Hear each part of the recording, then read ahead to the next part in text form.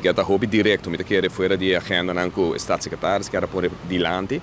Em todo caso, para a fração de PPA, o importante é a para papel para Rexwet. E Massali, bisa não é aqui direto. Me lamenta que a tropa bota mira postura de diferentes frações, de caso que fração de futuro, fração de AVP, nenhuma pergunta de para Rexwet, não que papia mestre para Rexwet, como se fosse que Panang e acaba que aqui um don deal, guardando a que hora está chega ao parlamento para votar for. Sendo que o Bopora mira, que é forma que nós conversar, que staatssecretários, agora o colega de Vrede, de 4 staatssecretários que acabam que nós está atender a tópico aqui. Pero mais triste, está para escutar, o próprio staatssecretário, se nós passar, não está compreender com o parlamento de Aruba, não está informado do governo. O rol do parlamento está com o governo do país que dá informação. E não está raia, e está dando essa razão, não está correto para dar a nossa informação. É reunir amanhã com o governo, naturalmente, em nível diplomático do governo, pero que não pode compreender, ela não sabe, também não pode compreender, porque ela disse que também estava um representante do povo, também estava no parlamento na Holanda, e não está compreendendo que o governo de Aruba não está informando os parlamentos.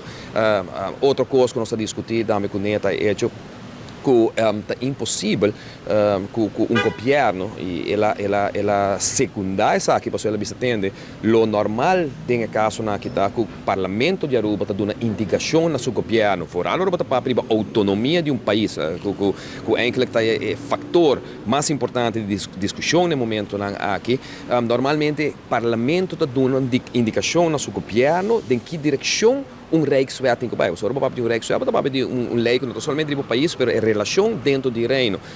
De caso aqui, que não quero essa campanha sushi sudilante, mas a realidade é que o parlamento nunca há a oportunidade. Em todo caso, o parlamento novo aqui de ventilar seu pensamento de Rexwet que o governo, porque cada vez o governo esconde, fração de PPA, agora sustento de fração de MEP.